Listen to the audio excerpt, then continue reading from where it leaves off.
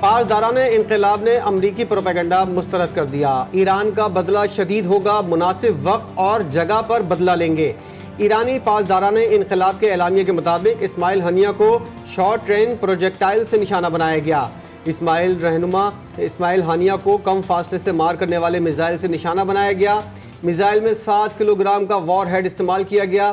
دہشت گرد صہیونی ریاست کو اس جرم کا فیصلہ کن رد عمل دیا جائے گا۔ مشرق وسطی میں بڑی جنگ کے بادل منڈلانے لگے۔ امریکہ نے ایرانی رد عمل کے خوف سے مزید جنگی جہاز اور لڑاکا طیارے خطے میں بھیجنے کا فیصلہ کیا۔ خدشات کے پیش نظر کئی ایئر لائنز نے اسرائیل کے لیے پروازیں روک دی۔ امریکہ، برطانیہ اور سعودی عرب سمیت مختلف ممالک کی اپنے شہریوں کو لبنان چھوڑنے کی ہدایت۔ عالمی اسٹاک مارکیٹ میں بھی شدید اتار چڑھاؤ۔ امریکی اسٹاک مارکیٹ کو ایک دن میں $2.9 ٹریلین کا جھٹکا لگا۔ ایران نے اسماعیل ہنیہ کے قتل کی تحقیقات شروع کر دیں۔ سینئر انٹیلیجنس افسران، فوجی حکام اور عملے کے کارکنان سمیت 2 درجن سے زائد افراد گرفتار۔ برطانوی اخبار ڈیلی ٹیلی گراف نے دعویٰ کیا ہے کہ اسماعیل ہنیہ کو ایرانی انٹیلیجنس کی مدد سے نشانہ بنایا گیا۔ اسرائیلی خفیہ ایجنسی موساد نے اسماعیل ہنیہ کے زیر استعمال گیسٹ ہاؤس کے 3 کمروں میں دھماکہ خیز مواد نصب کروایا تھا۔ دھماکہ خیز مواد کو ایران کے باہر سے ریموٹ کنٹرول کے ذریعے تباہ کیا گیا۔ ایرانی وزیر خارجہ علی باکری کہتے ہیں ایران جرائم پیشہ صہیونیوں کو سزا دینے کے اپنے قانونی حق سے دستبردار نہیں ہوگا۔ یورپی یونین کی خاموشی نے اسرائیل کو مظالم کرنے کا حوصلہ دیا۔ سپریم لیڈر آیت اللہ سید علی خامنائی کا سوشل میڈیا پر انتہائی معنی خیز پیغام، لکھا صہیونی حکومت کا خاتمہ ہو رہا ہے۔ غزہ میں صہیونی بمباری کے 302 دن، اسرائیلی بربریت آج بھی جاری۔ بریج کیمپ پر صہیونی بمباری سے فلسطینی ماں بیٹی شہید۔ خان یونس میں صہیونی حملوں میں بچوں سمیت 4 فلسطینی جان سے گئے۔ غزہ میں شہداء کی مجموعی تعداد 39,480 سے تجاوز کر گئی۔ مغربی کنارے کے تلکرم شہر میں بھی صہیونی حملے میں القسام بریگیڈ کے کمانڈر سمیت 5 افراد شہید۔ نابلس شہر میں صہیونی فوج نے کئی فلسطینیوں کو گرفتار کر لیا۔ پاک ایران وزرائے خارجہ کا ٹیلی فونک رابطہ۔ وزیر خارجہ اسحاق ڈار نے ایرانی قائم مقام وزیر خارجہ علی باکری کو ٹیلی فون کیا۔ اسحاق ڈار اور ایرانی قائم مقام وزیر خارجہ علی باکری کا تہران میں حماس رہنما اسماعیل ہنیہ کی شہادت کے پس منظر پر تبادلہ خیال۔ پاک ایران وزرائے خارجہ نے فلسطینیوں کے جائز حقوق اور آزاد فلسطینی ریاست کے قیام کے لیے حمایت جاری رکھنے پر اتفاق کیا۔ وہ پورا سلیب جو اس سال انہوں نے امپوز کیا ہے اس کو پچھلے سال پر لے کے جانا پڑے گا تاکہ تنخواہ دار طبقہ کوئی سکھ کا سانس لے سکے۔ تنخواہیں لوگوں کی بڑھ گئی ہیں نمبرز میں، لیکن جب نیٹ پیسے ملے ٹیکس کٹ کے تو وہ پچھلی تنخواہ سے بھی کم ملے۔ وزیراعظم جو مرضی بیانات دیں، مطالبات تو تسلیم کرنا پڑیں گے۔ چھپ کر کارروائیوں کا وقت گزر چکا، حکومتی ٹیم کو سامنے آنا ہوگا۔ کہیں ہمیں حکومتی مذاکراتی ٹیم کی تلاش کا اشتہار نہ دینا پڑ جائے۔ امیر جماعت اسلامی حافظ نعیم الرحمان کا مہنگائی اور بجلی کے نرخوں میں اضافے کے خلاف احتجاجی دھرنے سے خطاب کرتے ہوئے کہنا تھا کہ بجلی کے بلز کا بائیکاٹ اور حکومت بچاؤ تحریک کا آپشن بھی موجود ہے۔ کسی بھی وقت مارچ اسلام آباد لے جانے کا اعلان کر سکتے ہیں۔ آپ کے کنٹینرز ہمارے سامنے کوئی اہمیت نہیں رکھتے۔ فوج سے بات کرنے والی بات پر قائم ہوں، آئین اور قانون کے دائرے میں رہ کر بات ہوگی۔ بانی پی ٹی آئی نے اڈیالہ جیل میں صحافیوں سے غیر رسمی بات کرتے ہوئے کہا کہ ہمارا مطالبہ ہے کہ ہمارا چوری کیا ہوا مینڈیٹ فوری واپس کیا جائے۔ محمود خان اچکزئی کو مذاکرات کا بالکل کہا، لیکن سیاسی جماعتوں کے پاس کچھ نہیں، جن کے پاس طاقت ہے ان سے ہی بات کروں گا، جو بات کروں گا وہ واضح ہوگی، آئین کے اندر رہ کر بات کروں گا۔ تھانہ سی ٹی ڈی میں درج دہشت گردی کا مقدمہ، رؤف حسن کو جوڈیشل ریمانڈ پر جیل بھیج دیا گیا۔ انسداد دہشت گردی کی عدالت اسلام آباد نے سی ٹی ڈی کی 7 روز کے جسمانی ریمانڈ کی استدعا مسترد کر دی۔ گزشتہ سماعت پر جو ریمانڈ کی درخواست دی تھی اسی کی دوبارہ کاپی نکال لی، کچھ تبدیلی ہی کر لیتے۔ جج طاہر عباس کا پروسیکیوٹر سے مکالمہ۔ شیر افضل مروت کی پارٹی سے بے دخلی، حامد خان اور دیگر رہنماؤں پر تنقید کرنا مہنگا پڑا۔ رواں ہفتے میڈیا سے گفتگو شیر افضل مروت کی بے دخلی کا سبب بنی۔ شیر افضل مروت نے پارلیمانی پارٹی اجلاس میں بھی سخت زبان کا استعمال کیا۔ عمر ایوب سمیت کئی رہنما شیر افضل مروت کے لہجے اور انداز بیاں پر نالا۔ شیر افضل مروت نے علامتی دھرنے میں بھی غیر مہذبانہ رویہ اختیار کیا۔ پی ٹی آئی کے لاپتہ رکن قومی اسمبلی حاجی امتیاز کہاں گئے، کسی کو کچھ معلوم نہیں۔ پنجاب حکومت نے بھی حاجی امتیاز کی حراست سے لا تعلقی ظاہر کر دی۔ اسپیکر قومی اسمبلی کو موصول جواب میں پنجاب حکومت کی جانب سے کہا گیا کہ حاجی امتیاز پنجاب پولیس کی حراست میں نہیں، پنجاب پولیس تو خود انہیں ڈھونڈ رہی ہے۔ حقیقی آزادی قانون کی بالادستی کے لیے ہماری جدوجہد جاری رہے گی۔ ہمارا مینڈیٹ چوری کیا گیا، آئین کو توڑا گیا۔ وزیر اعلیٰ خیبر پختونخوا علی امین گنڈاپور نے اڈیالہ جیل میں بانی پی ٹی آئی سے ملاقات کے بعد میڈیا سے بات کرتے ہوئے کہا کہ آئین کو بار بار توڑنے پر بات ضرور ہونی چاہیے۔ بانی پی ٹی آئی کا پیغام ہے، عوام نے ثوابی جلسے میں بھرپور شرکت کرنی ہے، جس کی غلطی ہے اس کو اپنی غلطی ماننی پڑے گی۔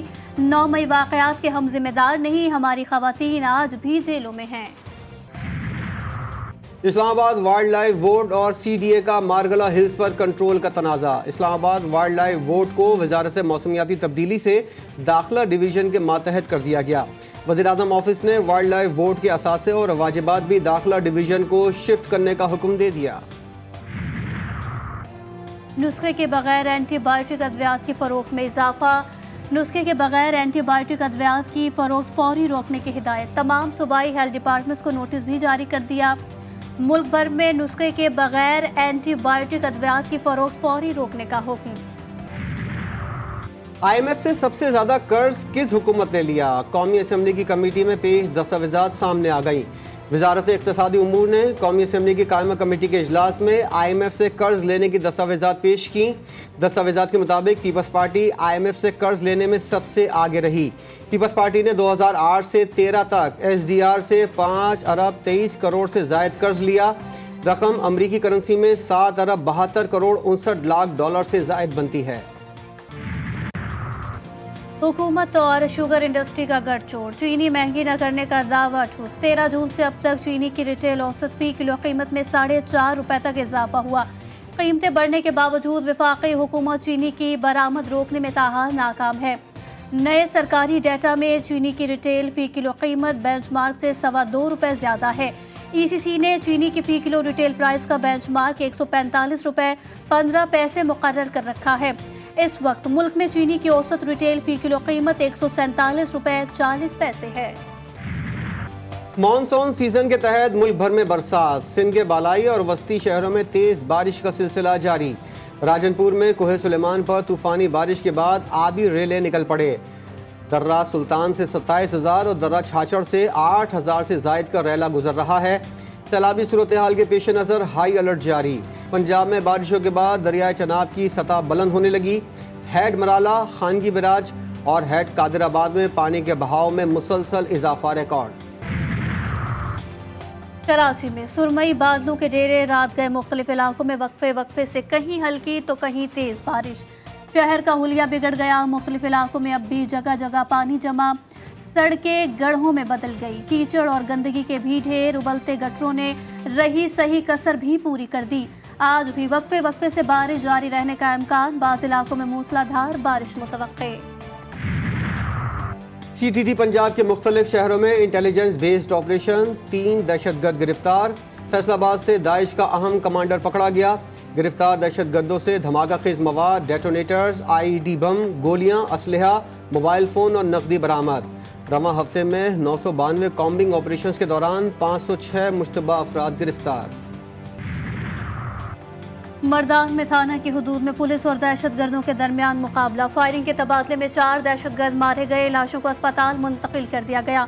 پولیس نے علاقے کو گھیرے میں لے کر سرچ آپریشن بھی شروع کر دیا۔ فیصل آباد کے علاقے ٹھیکری وارہ میں پولیس مقابلہ، فائرنگ کے تبادلے میں 3 ڈاکو ہلاک، 2 فرار۔ ہلاک ڈاکوؤں سے مسروقہ موٹر سائیکل، نقدی اور اسلحہ برآمد۔ مارے گئے ڈاکو متعدد مقدمات میں مطلوب اور ریکارڈ یافتہ تھے۔ کراچی میں ایف آئی اے کا چھاپا، بولٹن روڈ سے حوالہ ہنڈی میں ملوث گینگ کا کارندہ گرفتار، ملزم کے قبضے سے 57,14,000 سے زائد پاکستانی روپے برآمد۔ حوالہ ہنڈی سے متعلق record, bank deposit slip, register سب۔ لاہور میں ڈاکو راج برقرار، ڈولفن فورس بھی ڈاکوؤں کو لگام نہ ڈال سکی۔ تھانہ شمالی چھاونی صدر پارک کے قریب جرمن سائیکلسٹ کو لوٹ لیا گیا۔ 2 ملزمان جرمن شہری سے موبائل فون، کیمرہ اور نقدی چھین کر فرار۔ इस्लामाबाद पुलिस के आला हुक्काम को खवातीन एहलकारों की अदाएं बिल्कुल पसंद न आई। दौरान ड्यूटी टिकटॉक बनाने वाली एक और एहलकार बरतरफ। पुलिस हुक्काम के मुताबिक दौरान ड्यूटी वीडियोस बनाकर सोशल मीडिया पर अपलोड करने वाले किसी भी एहलकार के खिलाफ सख्त महकमाना कार्रवाई की जाएगी। हाफिजाबाद में डिस्ट्रिक्ट कॉम्प्लेक्स के करीब होटल की लिफ्ट टूट गई। सिविल जज और उनकी अहलिया शदीद जख्मी। जख्मियों को ट्रामा सेंटर मुंतकिल कर दिया गया। सिविल जज साजिद बिलाल की दोनों टांगे फ्रैक्चर। इंतजामिया ने होटल को सील कर दिया।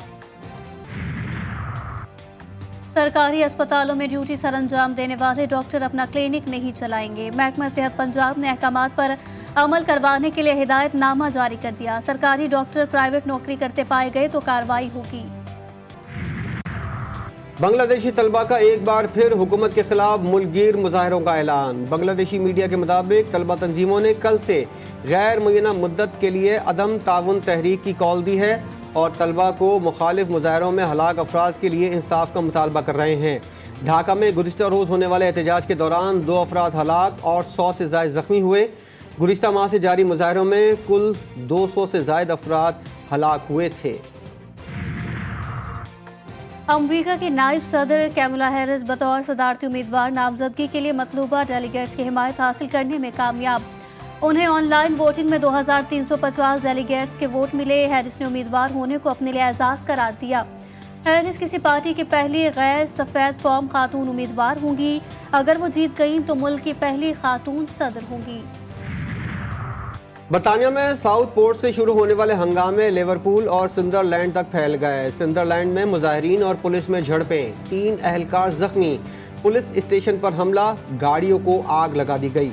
तशद्दुद की ये लहर साउथ पोर्ट में चाकू जनी में 3 बच्चियों की हलाकत के बाद शुरू हुई थी। और पेरिस ओलंपिक्स के दिलचस्प मुकाबले जारी। मेडल्स की दौड़ में चीन सबसे आगे, 13 तलाई तमगे जीत लिए। फ्रांस और ऑस्ट्रेलिया 11-11 तलाई तमगे जीतकर दूसरे और तीसरे नंबर पर। अमेरिका की 9 सोने के तमगों के साथ चौथी पोजीशन। इवेंट में 7 में से 5 पाकिस्तानी एथलीट्स का सफर तमाम। शूटर गुलाम बशीर और अरशद नदीम से उम्मीदें बाकी।